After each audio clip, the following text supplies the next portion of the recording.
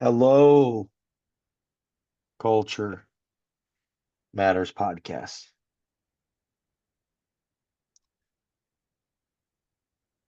Proverbs 29 uh, 2.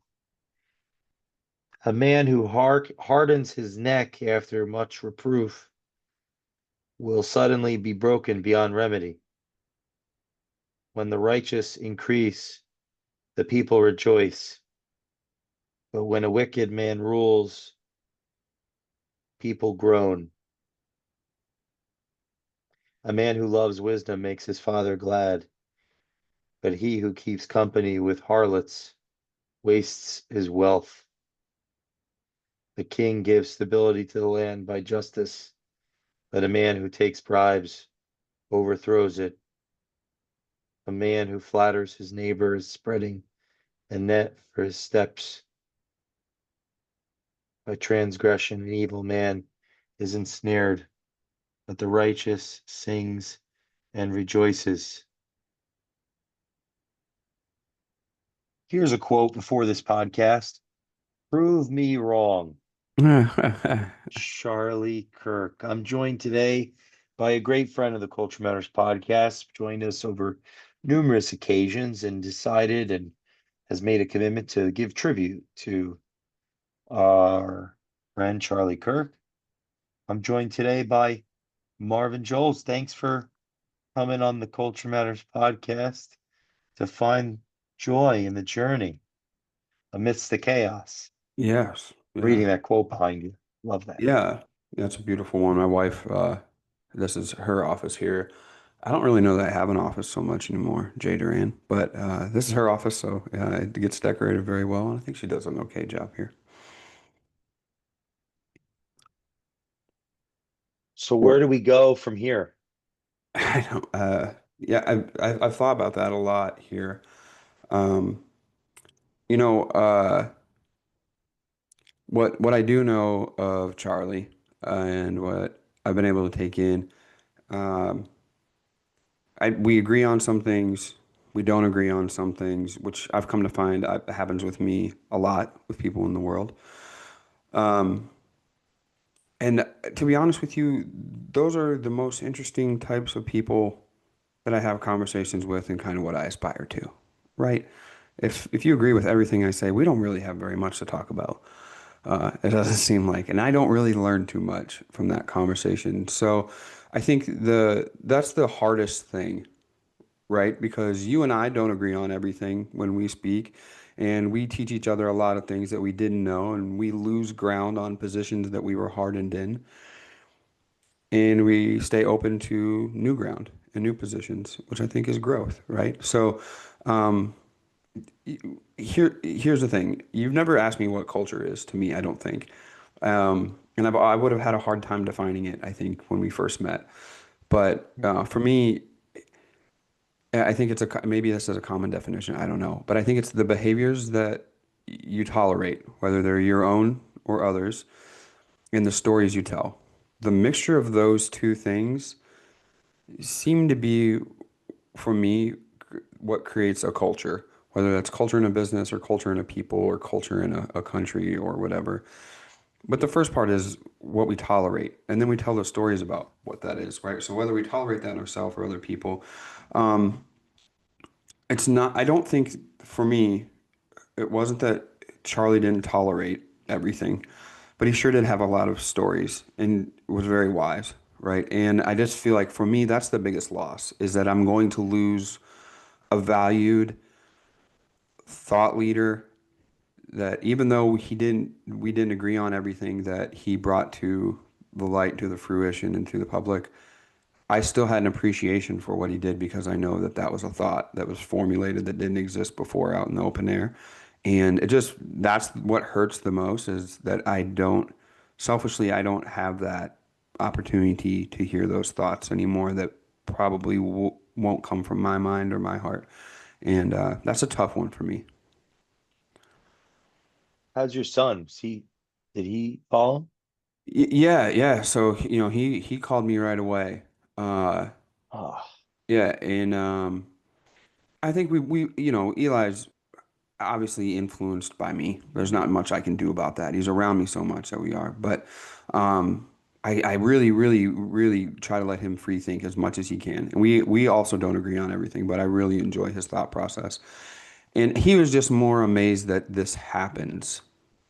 Like he can't believe that people would do this to people over what they believe or what they think. Because Eli, it doesn't matter to him what you think or what you believe. What matters to him the most is a trait that I think I have is I just really care about how people treat other people. And that's really what matters. And I think that he couldn't fathom that somebody would do that to somebody else, over that. And this is the first real one in his lifetime, and our lifetime maybe too, right? Where something like that's happened. So, yeah, he's doing okay. It didn't phase him for too long. He lives in a fast moving, uh, society nowadays, essentially. You and I weigh on it a little more. We're in front of people, we speak, we share our ideas and our thoughts. Most of the time, they're received pretty well, yours and mine. Um, I couldn't ever imagine being in front of my children. I spoke in front of my wife last week in Savannah, Georgia, for a wonderful organization within my industry. I was speaking at the same time that Charlie lost his life. I'll never be able to forget that that's where I was and that's what I was doing. I was doing what he does. And I could just think, if that would have happened to me right there, my wife standing there watching just is mind-boggling. I asked about your son because he's a young man, and apparently, or it seems to be apparent that this gentleman Charlie has spoken to the youth. So Mhm. is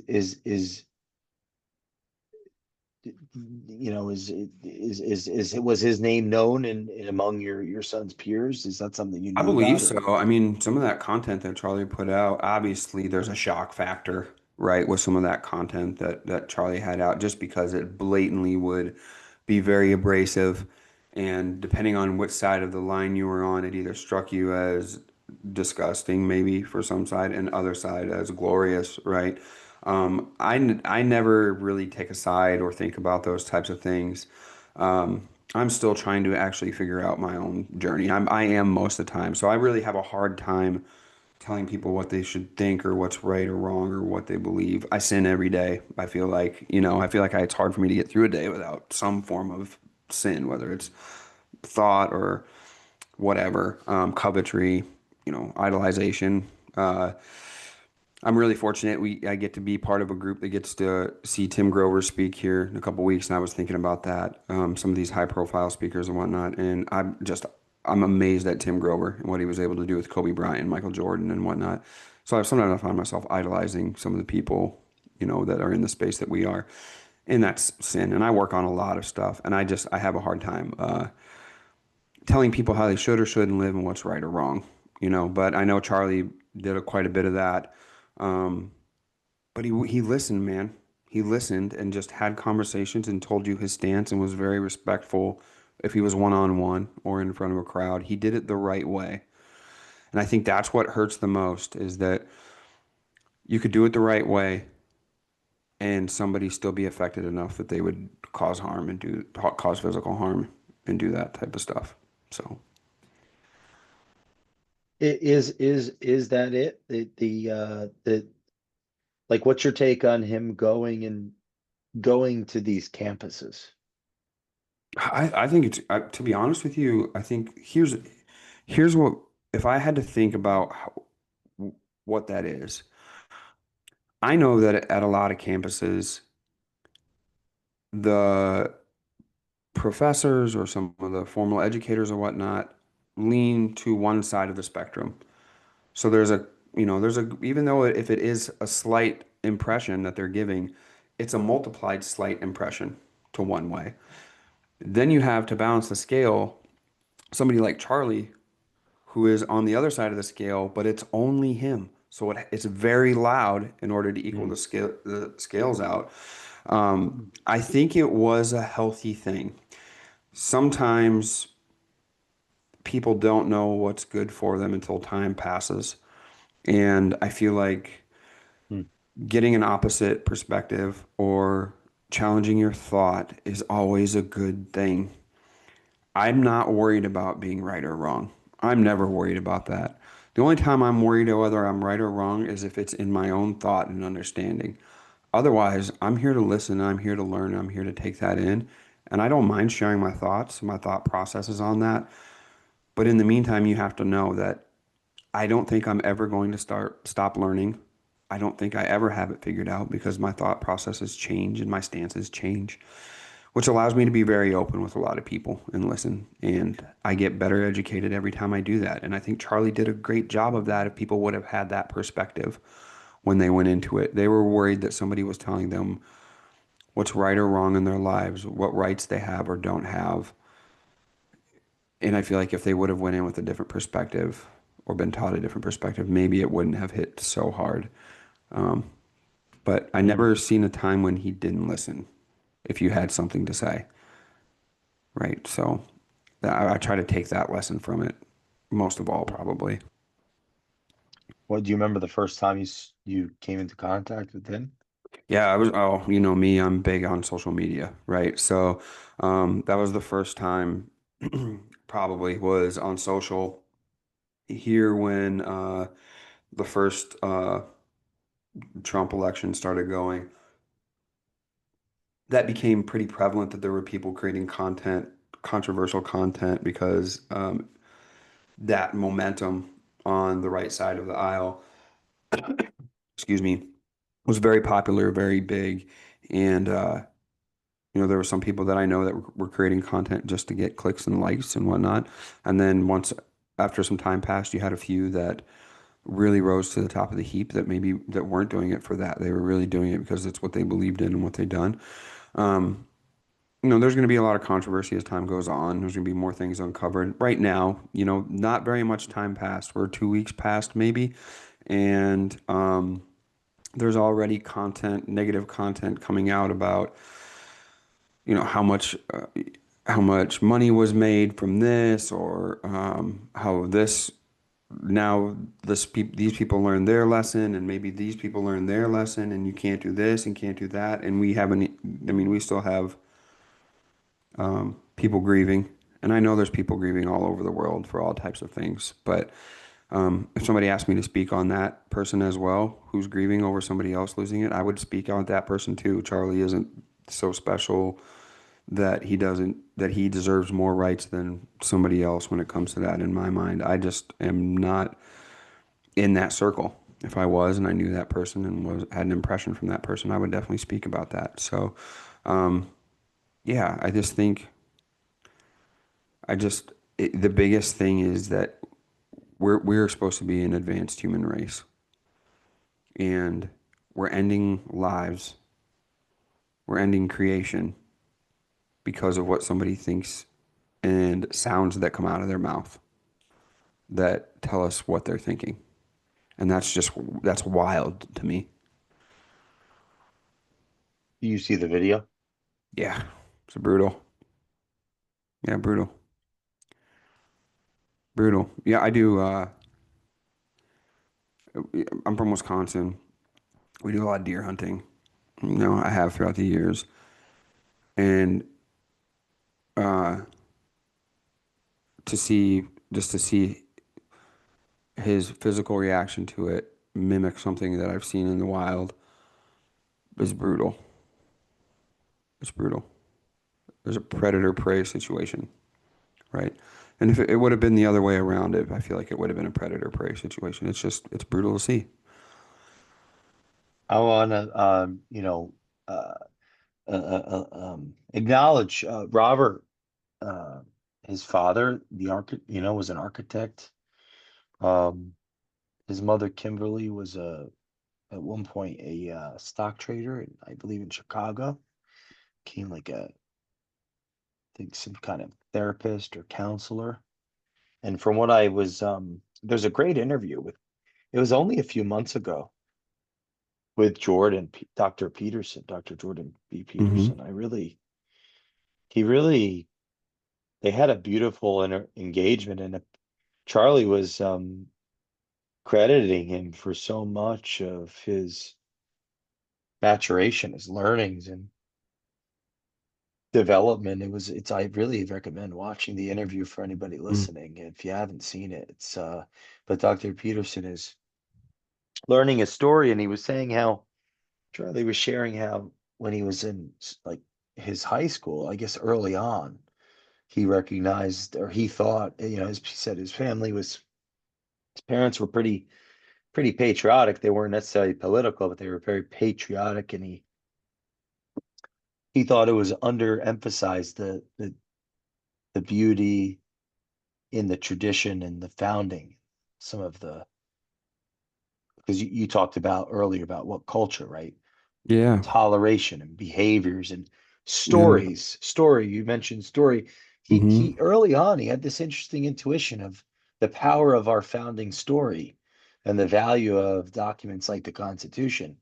And it seemed like there was an impulse for him to want to explore, why is this not emphasized as much as it should be in his view? And to Yeah. think that a young teenager would go and start something at 18 years old, and then for it to for in a little bit more than a decade Hmm. become this Incredible focus. Just yeah, in what can we learn for a from decade. that? This is a show about culture. Hmm. Well, I gave you Clearly a this, definition. I yeah. gave you a definition. Sorry to cut you off. No, no, yeah. I gave you a definition on culture.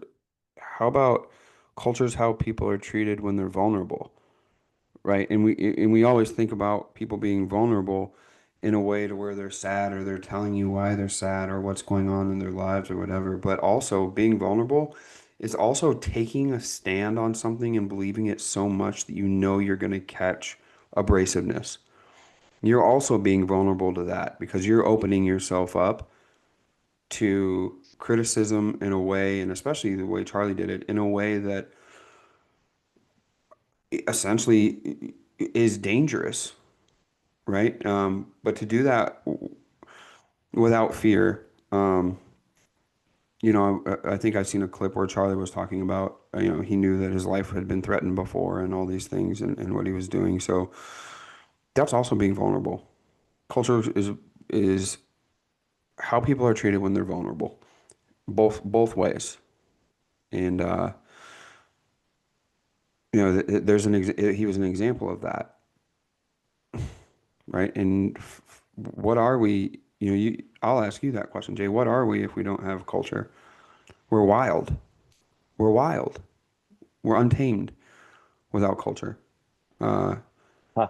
Well, there's a so the opening quote in Maps of Meaning, Dr. Peterson's textbook that he worked on for 15 years. He worked on it from 86 to 99, I think. mhm. Um, was it 86 to 99? I think it was 84. Sorry. Yeah, it was 84 to 99. That makes more Okay. sense. Anyway, sorry, details. Something we cannot see protects us from something we do not understand.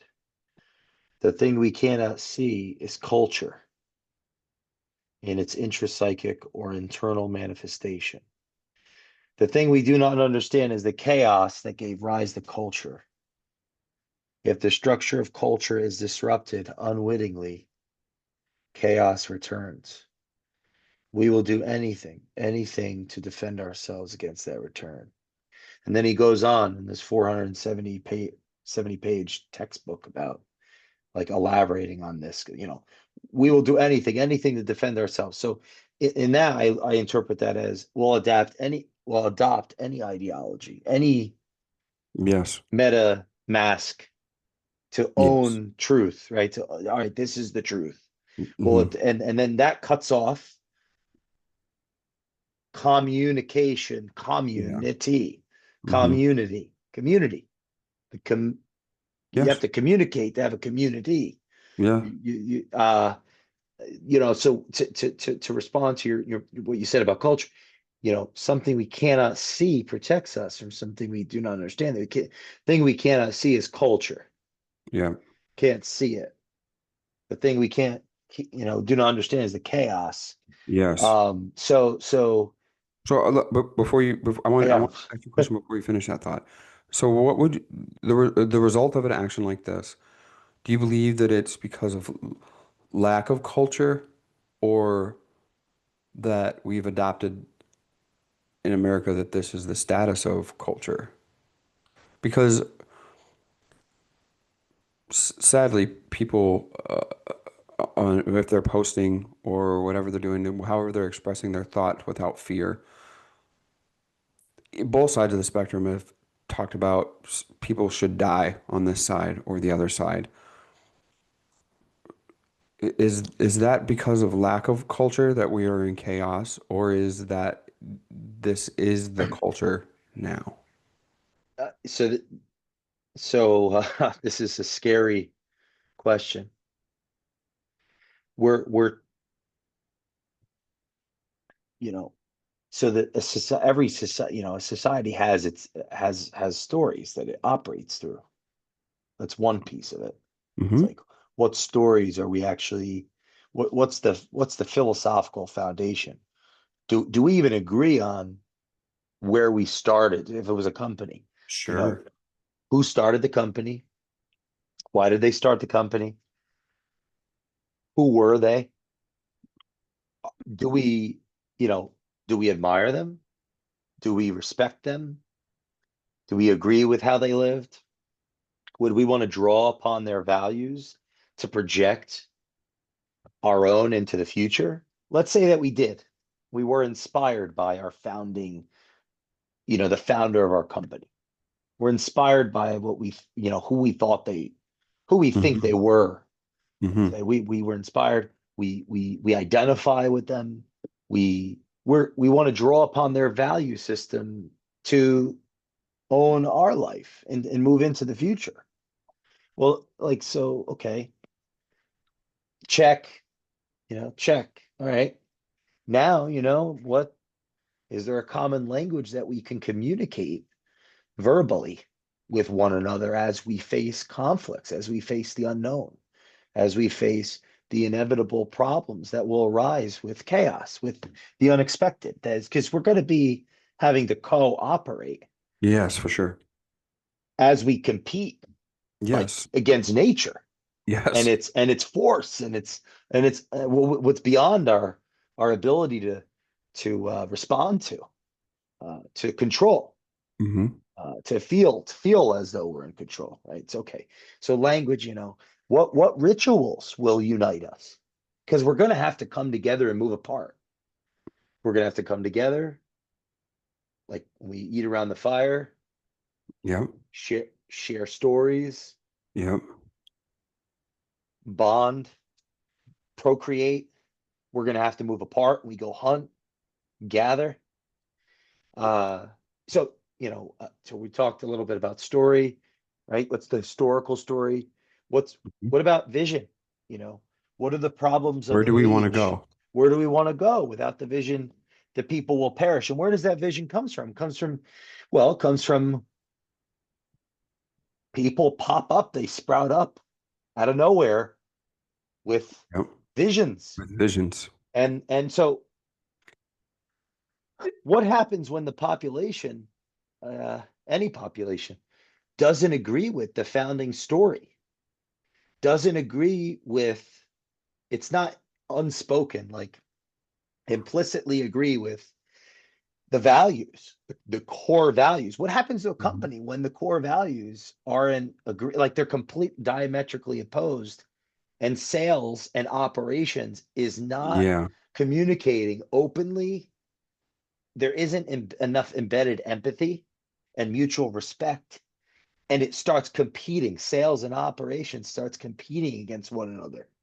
What happens when marketing isn't proacting and it's just reacting to sales, or sales isn't proacting and it's just waiting for, or Yeah. what happens when All sales the is lines are getting over crossed. promising and under delivering, and and the production is not.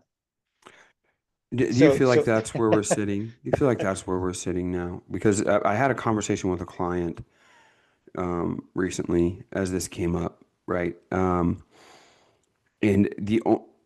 this is I turned 40 last weekend, so made Congratulations. it there. And I always talk about my generation having it fairly easy. I didn't personally have it easy, and I think that's why I turned out the way I did. You and I have spoken quite a bit. I believe that we both probably turned out the way we did because of the way we grew up. But when you look at the generation at mass, we didn't have a really hard thing that really brought us together since 2011, since 2001, since like 9/11, right? And then for a moment, a brief moment in time when that tragedy struck us, there was no this side, that side. It was who done this to us? How do we make this correct? How do we make sure that we're all okay? You're tapping into something very important. Keep going. And when you go back to the previous generation and we talk about the 60s in Vietnam, same thing kind of went there. When we go back, World War II there, World War One, Civil War, Revolutionary War, there's these hard times where patriotism was almost embedded because we empathized all of us together at the same time. And I feel like since I was in high school, I can remember when that day happened, when September 11th, where I was. A lot of people, that's a story. Everybody says those things. And I can remember more red, white, and blue than I had ever seen, people being focused on this thing. And now looking back, time has passed. That's 24 years ago. The young man who took Charlie's life was born after that had even happened and didn't grow up in that culture or that feeling or anything. And here we are, divided as ever, I feel, and without anything to be united as one country against or for or a vision, right? We have a common goal when those things happen. We have to take this person down so that we can, or this um, organization or this country or this opponent down so that we can thrive and keep moving forward. I believe that now it's so diverse and so clouded that we don't know those younger people do not know who we who we are for, why we are for it, what our overall goal is, or why we're going. The closest contact they have is on a phone or on a tablet, showing this person is against this person, and they both live in the same border. So the majority of that being imposed on the active people, we're not going to do that. We're older and wiser. We're not going to make those moves. But you get down 30 and below, people start feeling this way. They want to be for something or about something. Pretty soon there's this overall feeling of, well, if I have to be for something or against something and there's nobody else, I'm not going to be able to, we're not as one going outside of our borders and doing that. We're going to do that within because that's the closest thing I can see to opposition. And here I am as a primal being. Part of the reason we're doing this tribute on the Culture Matters podcast, this series, is because the fact of the occurrence of this and the response on the antithetical side highlights to me cultural degradation of the society Hmm. as a culture architect advisor. Hmm. And I think elucidating on it and dialoguing on it with all different walks of people will bring to light some of these greater issues that need to be discussed. Additionally, I think the example of an individual who was willing to dialogue in conflict with, the enemy is that's a foundational that's foundationally at root of what this message that culture matter was always about: forgiveness, love. Okay, so number one, the fact that it has occurred. Okay, that checks that. Okay, these two Evidence. sides, they're operating from two different stories, two different value sets. They have different rituals. There are different heroes. Now, that's one thing. This said individual being, the enemy to the opposite side within the culture. That's not a great sign for the company. Mm-hmm. When the employees are they're making it all about them, they forget Mm-hmm. about the customer. When you look at a company like an actual business, Yes. when the employees are fighting with one another, when the owners are fighting with one another, that they're just talking crap about each other behind everybody's back. Trust Yeah. breaks down, mutual respect breaks down. There isn't a clear vision. People aren't engaged, and there's no customer service. What we don't real, what we forget about a society is we're the customers Correct. and the employees. Correct. We're the customers. We all lose. Okay. Um, so someone said this the other day, it was the day before 9/11. 9/11 was a third party, right? It's a third party. Mm-hmm. Okay, so now we're coming together. Third party, we're coming together. This is one party, another party, internal, going Yeah. against one another. Very different. Yes. Now, Yeah. this is what's most scary to me. If aliens came tomorrow, let's just use hypothetical aliens, right? Which is apparently they're supposed to be They're coming real. in November. I don't, but some lighthearted. If aliens came tomorrow, sometimes you I know see what you're going is to say. I know what you're going to say, and I agree more than likely. I agree. I've watched this happen with businesses where the internal company is so busy fighting and has lost such has it has become so unclear what is up, what is down, what is left, what is right. There are no individuals yet. There's only groupthink, group one versus group two, Mm-hmm. that they don't even see that the competitor is completely putting them out of business before you Yeah. know it. They're bankrupt. Yeah. Yeah. So Or I the competitor strikes during that time too. You know. when it gets bad, the inevitability is that there's a conflict like there's a revolution, there's a resolution, there's a Mm-hmm. renewal. Now, the saving grace in that is, in theory, this is where faith, it's like, could there be a unifying force? And Charlie he wasn't, he, maybe maybe he's the foreshadow to this. Maybe he's the preface to this. His loss, instead of, a right hook coming back and hitting the other side, someone, fully in love could unify. Like it would have to be a unifying sacrifice. Someone that really was beyond both. Yeah. Yeah. Okay.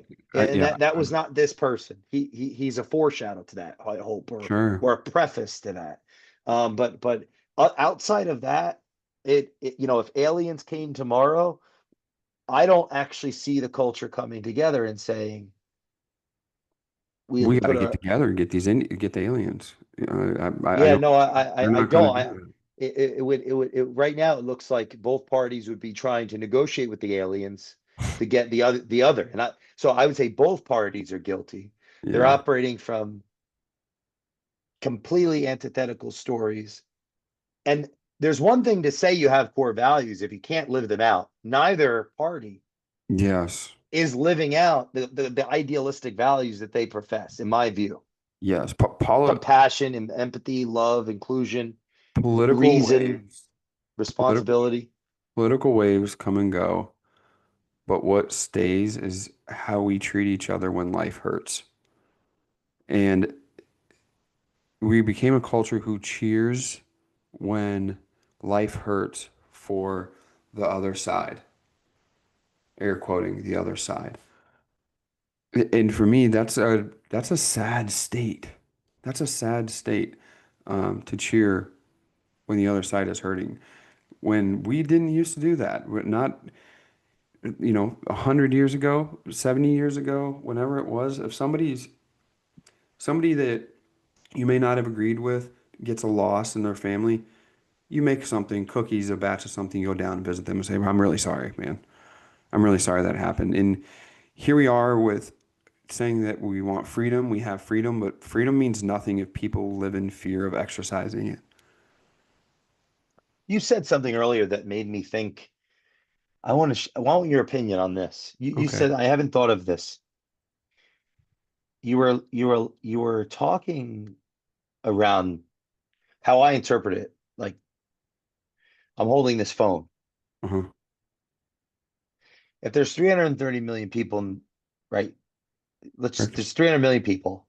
Yeah. 50 years ago, each person didn't have necessarily access to be programmed Correct. below their awareness to only think a certain way. Sure. Like let's use facts. We're doing this tribute series. It immediately slanted to where every guest that I have on is slanting to be very much pro Charlie. Sure. It's not like I went out in the world 5 years ago and just tried to start Sure. picking people that only. No, I've even made No. efforts and the team to Mhm. reach out to those on the other side. It's slowly slanting even beyond one's will. So what I'm saying is, you said something earlier about the phone, or it was like Mhm. 50 years ago. What if you go to school, you go to the park, Come you get home. your textbooks, you go home, you go back, you did it. Watch TV maybe. You There's something to that process to Yeah. where There's you more could time for agree to free thinking. disagree. There's more time for free thinking. And I think when you have time to free think, I've had a lot of time to free think. You spent a lot of time free thinking. You come to certain conclusions that you want to be able to free think. Therefore, if you want to, other people should be able to. And there's a beautiful thing in listening to people's thoughts, whether you agree with them or don't agree with them. The one thing when I relay back to the phone or to the tablet, who- I would guess that what do you say, 333 million people. Well, so let's just say a third of them are 33 and under, right? Um, that's 111 million people who may have never even had their own actual impression put on them. It all came through an outside entity to where they say, I believe this or I think this, and they never ask themselves why they think that or believe that. And for me, that's a huge tide, Jay Duran, to try to turn 33% of the people to get them to say, hey, let's not be that way, especially if they decide to take actions, damaging actions into their own hands when the other 77% isn't going to do that. No matter what. I'm not going to harm somebody no matter what. I hate to say that, but I've come to that. I'm not going to harm somebody no matter what. Therefore, I'm at a disadvantage if somebody does. And if I'm a free thinker, I've come to that conclusion that I'm not going to take part in that. I'm at a disadvantage for somebody who has never free thought on their own, has been impressed a certain way and radicalized, possibly in one way or another. That's just a scary thought. And is that the status? Can we stay there? Will we stay there? I don't know. I really don't know. But I know that that's a huge tide to try to turn with rational, reasonable speaking with one person at a time. I know that sounds doom and gloom, right? Like this is a huge tidal wave, the Hokusai wave. It's got the boats up in the air, and you're not going to stop a tsunami. Um, I worry that that may be the case because I have a 14-year-old son, Hmm. recently married, have two younger ones through marriage that I'm thinking about quite a bit in today's society. And it took 20 years for us to get here from when I was in high school, Jay. And in 20 years, they're going to be really young adults. The question I have for you is,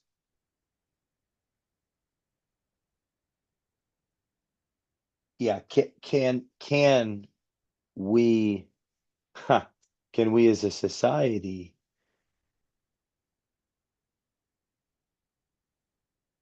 can we as a society develop to the point where we could keep our liberty in the face of advancement, in the face of technological and cultural change?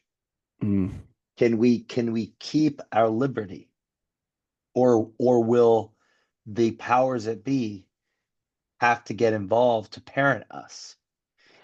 if we make it just simple, the dichotomy of one side of the equation, listen, Charlie was operating from every conversation's been the same. His faith, his devotion, him and his followership, Yes. faith, Hmm. devotion to certain unchanging principles. Hmm.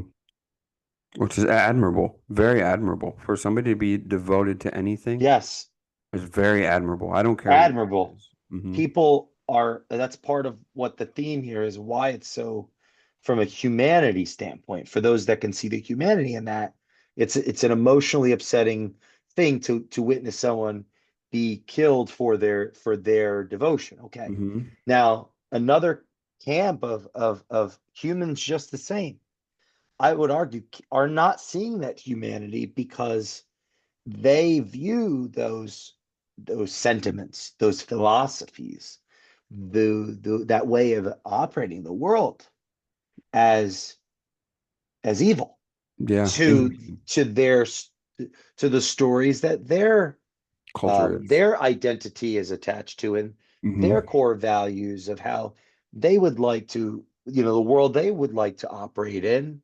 These are two different paradigms. Now, my question to you is, you know, how are we as one collective moving into society in the future, maintaining our liberty to speak and think and act if neither camp wants to Hmm.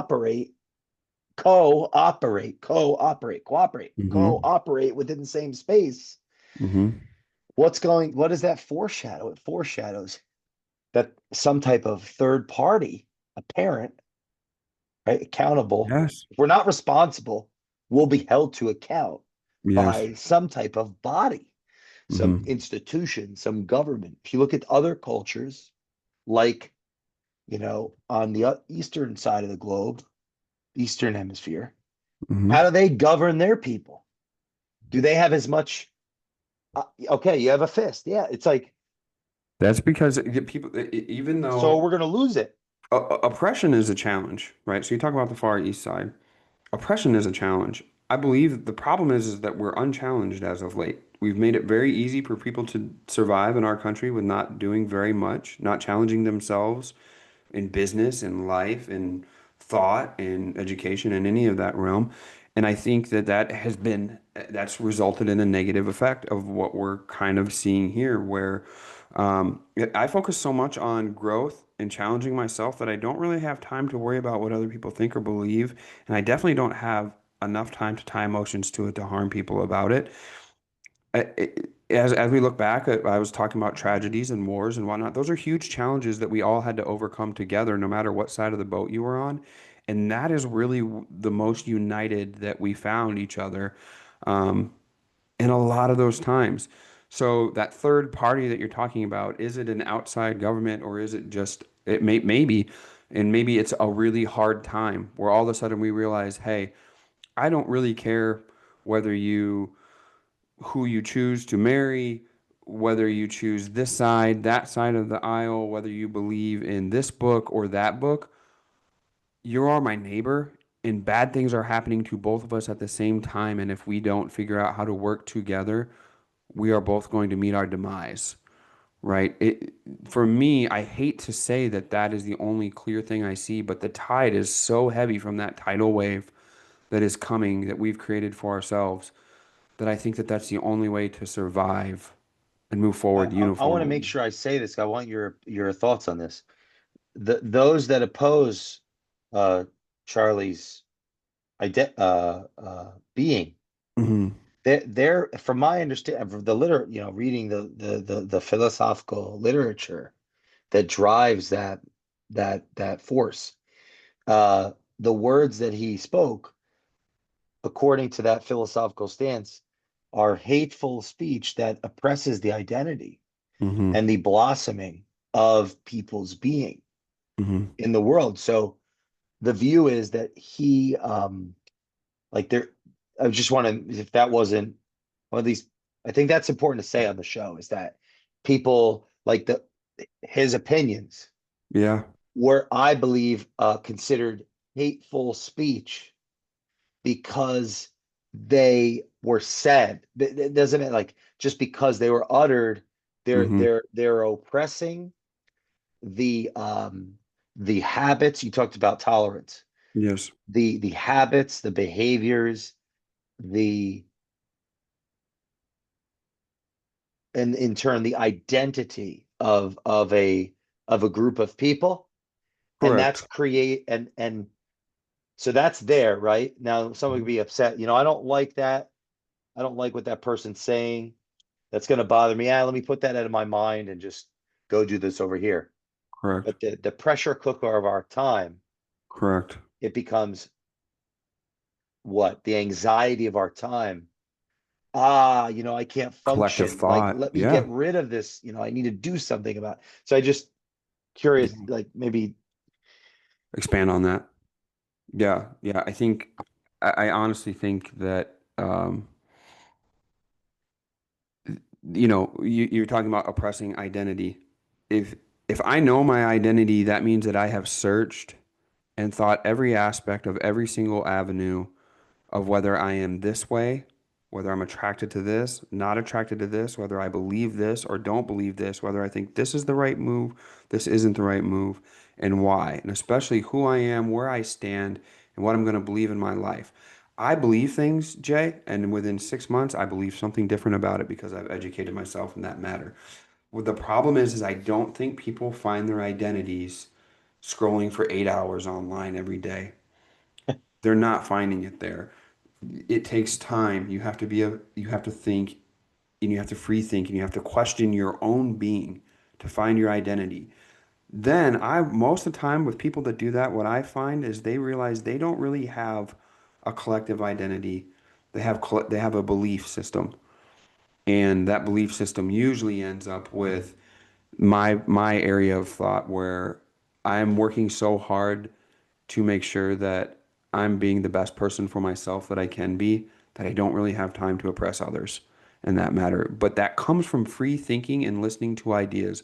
And Charlie did a great job of expressing ideas and allowing people to talk back and forth and listen and bring those ideas. It's not like he didn't play their side of what they thought on his sound bites. He played both sides for us to listen. And um, I Mm, think the the culture that I want to build, and I hope that it's one where we all walk through the same up and downs in life, and we slow down just long enough to honor the humanity in each other, the world, our jobs, our communities, our homes. We would be a whole lot better off if we slowed down and didn't rush to think and point fingers. And I think that's how you stabilize culture. I go back to the beginning of how we treat each other, right? Especially in times when we're hurting, in the stories we tell.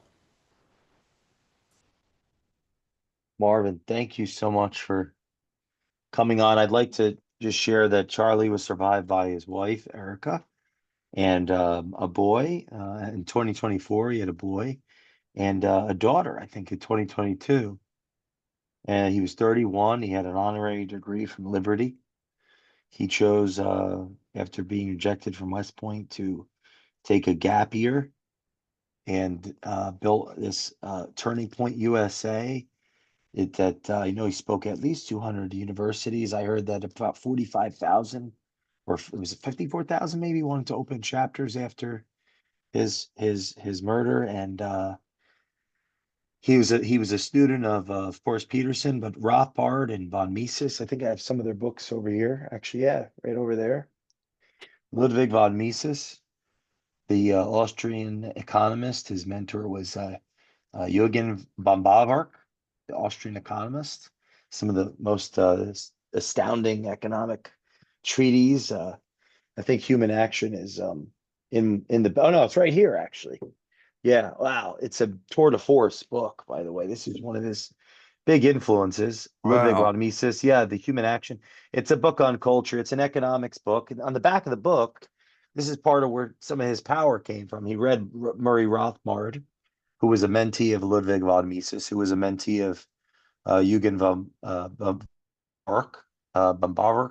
Can't say, it's hard to say that name. You better you than me. And F.A. Hayek. But economics, on this is on the back of the book, economics must not be relegated to classrooms and statistical offices, and must not be left to esoteric circles. It is the philosophy of human life and action and concerns everybody and everything.